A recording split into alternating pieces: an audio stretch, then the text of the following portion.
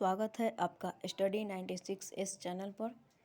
और हम लोग सीडीपी पैडागोजी के प्रश्न 1000 का टारगेट पर चल रहे थे, तो आज हम लोग फिर से शुरू कर रहे हैं। तो आइए शुरू करते हैं। प्रश्न नंबर 17 है, 16 तक हो चुका है, पीछे के वीडियो में आप लोग जाकर देख सकते हैं। तो चलिए शुरू करते हैं। पहले प्रश्न है, किसी मनोवैज्ञानिक के अनुसार विकास एक सतत और धीमी प्रक्रिया है। मतलब किस मनोवैज्ञानिक ने विकास को एक सतत और धीमी प्रक्रिया बोले हैं? तो इसका ऑप्शन है कॉल्सोनिक, दूसरा ऑप्शन है पियाजे, तीसरा ऑप्शन है स्किनर और चौथा ऑप्शन है हरलॉक। तो इसका ऑप्शन है सी, स्किनर के द्वारा स्किनर जी ने बोले हैं कि विकास एक सतत और धीमी प्रक्रिया है। ऑप्शन नंबर सी इसका सही आंसर है।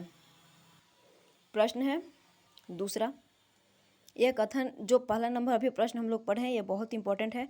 यह सीटेट में भी आया हुआ है, सीटेट में भी आया हुआ है, यूपी टेट में भी ये प्रश्न आया हुआ है, और उसके बाद और भी कई टेटों में ये आया हुआ है प्रश्न।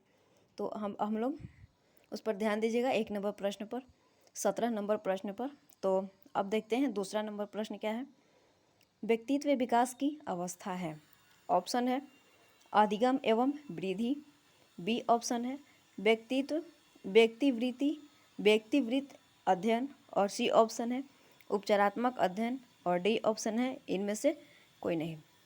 तो 18 नंबर प्रश्न है कि व्यक्तित्व विकास की अवस्था क्या है।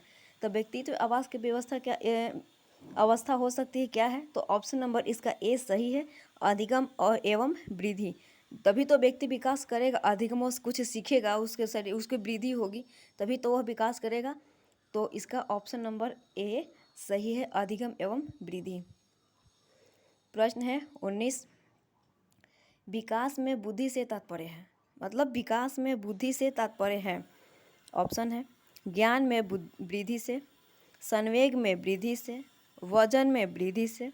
ऑप्शन डी है आकार, सोच, समझ, कौशलों में वृद्धि से। तो वृद्धि में भी विकास में वृद्धि से तात्पर्य होगा क्या चीज़? तो हमें इसमें हो जाएगा ऑप्शन इसका डी आंसर है, आकार, सोच, समझ, कौशल में वृद्धि से। तो इसका डी ऑप्शन सही है। ऑप्शन नंबर 20 है, सॉरी प्रश्न नंबर 20 है, यहाँ 20 है, तनाव और क्रोध की अवस्था है। सबसे ज़्यादा तनाव और क्रोध किस अवस्था में आती है? तो आप लोग पढ़े होंगे कि किस अवस्था में आती है। तो ऑप्शन इसका देखते हैं। पहला है शैशवावस्था, दूसरा है बाल्यावस्था। इससे आप खुद से गेस कीजिए कि सबसे ज़्यादा तनाव और क्रोध किस अवस्था में आती है। अपने ऊपर ही लेकर के देख लीजिएगा, पता चल जाएगी इसका आंसर।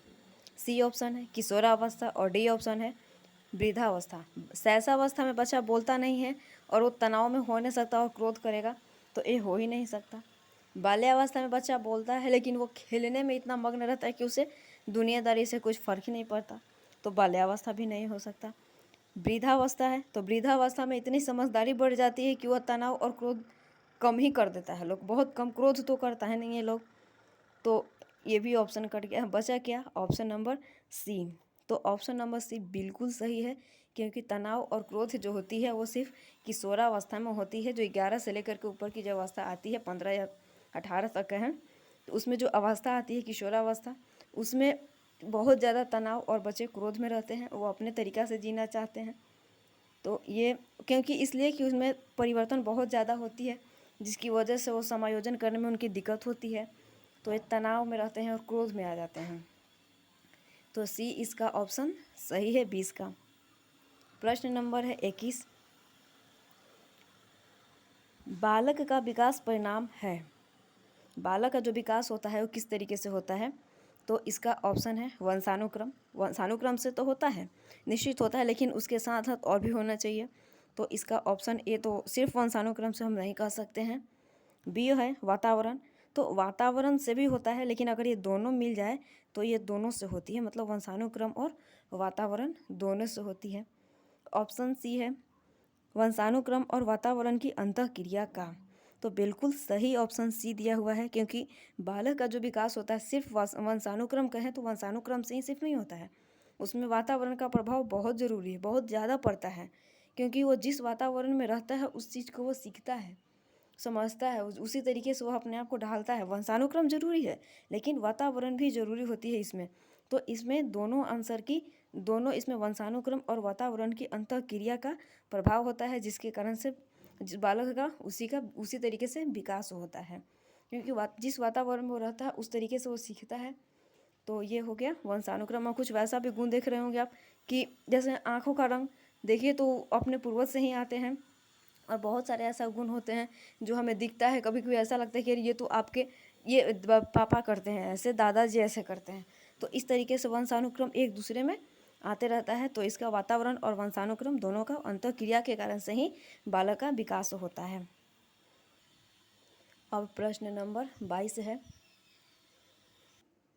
22 का प्रश्न क्या है? शारीरिक विकास का क्षेत्र है। ऑप्शन है स्नायु मंडल, स्मृति, अभिप्रेरणा और समायोजन। तो ये भी एक सीटेट में पूछा हुआ ही प्रश्न है कि शारीरिक विकास का कौन सा क्षेत्र होता है। तो इसका आंसर हो जाएगा ए, स्नायु मंडल शारीरिक विकास का क्षेत्र होता है। प्रश्न नंबर 23 है। श्याम पट पर लिखते समय सबसे महत्वपूर्ण क्या है? तो हम श्याम पट पर जो लिखते हैं उस पर हम सबसे महत्वपूर्ण क्या होनी चाहिए? तो इसका ऑप्शन ए है अच्छी लिखावट। क्या श्याम पाठ पर लिखते समय हमें अच्छी लिखावट रखना चाहिए? बिल्कुल सही है, ताकि ये तो सही है कि अच्छी लिखावट होनी चाहिए। तो इसका सही करते हैं। लेखन में स्पष्टता, ये भी ठीक है, और लेखन में स्पष्टता होनी चाहिए। अच्छी लिखावट नहीं होगी तो फिर लेखन में अस्पष्टता तो होनी ही चाहिए। ऑप्शन सी है बड़े अक्षरों में लिखना, और ऑप्शन डी है छोटे अक्षरों में लिखना। तो इसमें से ऑप्शन तो सभी आंसर सही है, लेकिन हमें इनमें से एक ही चुना होता है। तो इसका आंसर नंबर ए होगा अच्छी लिखावट, क्योंकि अच्छी लिखावट में स्पष्ट लेखन भी आ जाएगा। बड़े अक्षर या छोटे अक्षर में आप जिस तरीके से बच्चों को दिखाई देता है उस तरीके से आप लिख सकते हैं। तो इसका ऑप्शन नंबर ए बिल्कुल सही आंसर है कि श्याम पट पर लिखते समय अच्छी लिखावट होनी चाहिए। प्रश्न नंबर 24 है। शरीर के आकार में वृद्धि होती है क्योंकि? ऑप्शन है शारीरिक और गत्यात्मक विकास, ऑप्शन बी है संवेगात्मक विकास, ऑप्शन सी है संज्ञानात्मक विकास, और ऑप्शन डी है नैतिक विकास। तो शरीर के आकार में वृद्धि होती है क्योंकि इसका कारण ए ऑप्शन इसका सही है, शारीरिक और गत्यात्मक विकास होती है जिसकी वजह से आकार में वृद्धि होती है। तो इसका ए नंबर ऑप्शन सही है। प्रश्न नंबर 25 है।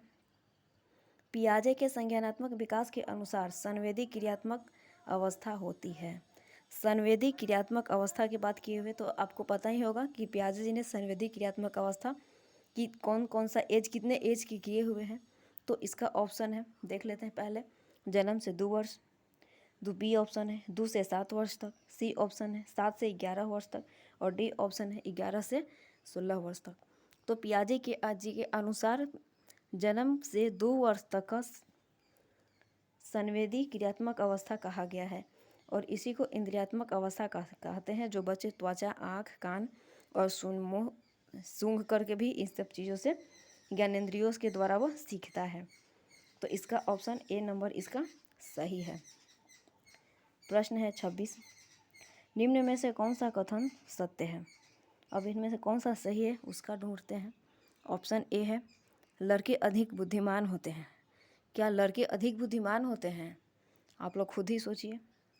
लड़कियां अधिक बुद्धिमान होती है, सिर्फ लड़कियां अधिक बुद्धिमान होती है, बुद्धिमान का लिंग से संबंध नहीं है। और ऑप्शन डी है सामान्यतः लड़के लड़कियों से अधिक बुद्धिमान होते हैं। तो लड़के अधिक बुद्धिमान होते हैं यह गलत हो जाएगा। लड़कियां अधिक बुद्धिमान होती है यह भी गलत हो जाएगा। सामान्यतः लड़के लड़कियों से अधिक बुद्धिमान होते हैं। तो ये लड़के लड़कियों से अधिक बुद्धिमान होते हैं ऐसा तो कुछ भी नहीं लिखा है।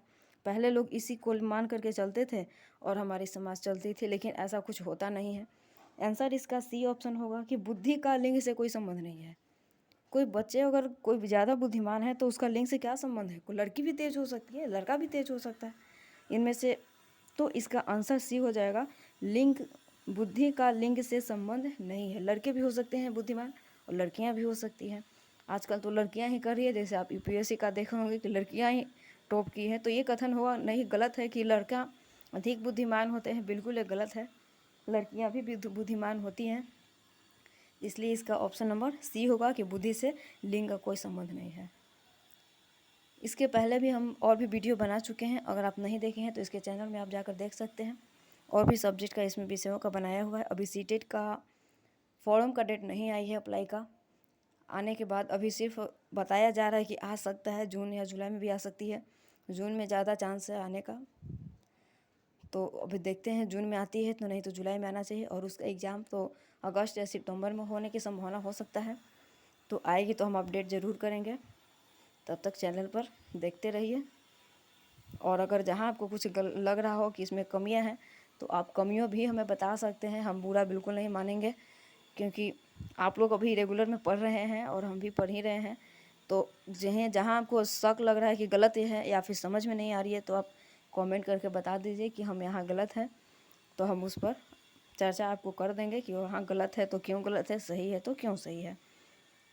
तो तैयारी में लग रही है सीटेट के लिए। और जहाँ तक बीटेट की है तो बीटेट के भी अभी कुछ नहीं कहा जा सकता है। 7वें चरण की बहाली होगी या फिर 7वें चरण की, या फिर 7वें चरण के पहले बीटेट आएगी, ऐसा कुछ नहीं है। ऐसे एक में शिक्षा मंत्री बोले हुए हैं कि बीटेट 7वें चरण के बाद ही आएगी। तो उम्मीद ऐसा ही दिख रहा है कि बीटेट 7वें चरण के बाद आएगी कहीं, लेकिन अभी तक कोई अपडेट नहीं आया है ज़्यादा, तो इसलिए हम कुछ नहीं कह सकते उतना। चलिए ठीक है, बाकी आप पढ़ते रहिए। धन्यवाद।